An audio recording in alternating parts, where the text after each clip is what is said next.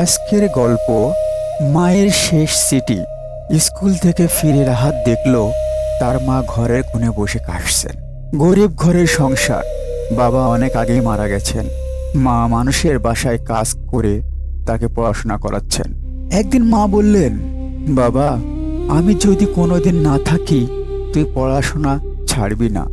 রাহাত হেসে বলল, তুমি কোথাও যাবে না মা। কিন্তু কয়েক মাস পর মায়ের অসুখ বেড়ে গেল। হাসপাতালে ভর্তি করার মতো টাকাও ছিল না। এক রাতে মা রাহাতের হাত ধরে শুধু বললেন, তুই মানুষ হবি বাবা। সেটাই ছিল মায়ের শেষ কথা। মা চলে গেলেন, পৃথিবীটা যেন থেমে গেল। কয়েকদিন পর আলমারি গোছাতে গিয়ে রাহাত একটি খাম পেল। খামের উপরে লেখা ছিল, আমার ছেলের জন্য। কাপা হাতে চিঠি খুলল সে।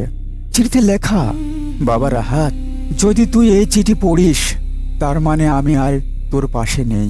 আমি জানি আমার জন্য তোর খুব কষ্ট হবে, কিন্তু আমার জন্য কাঁদতে কাঁদতে নিজের স্বপ্নগুলো মেরে ফেলিস না। আমি হয়তো দূরে চলে যাব, কিন্তু তোর প্রতিটি সাফল্যের দিনে আমি আকাশ থেকে হাসব। যেদিন তুই বড় মানুষ হবি সেদিন মনে করিস তোর মা হেরে যায়নি। আমি তোকে খুব ভালোবাসি রে বাবা, আমি তোকে খুব ভালোবাসি। চিঠি পড়তে পড়তে রাহাতের চোখে পানি কাগজের উপরে পড়তে লাগলো।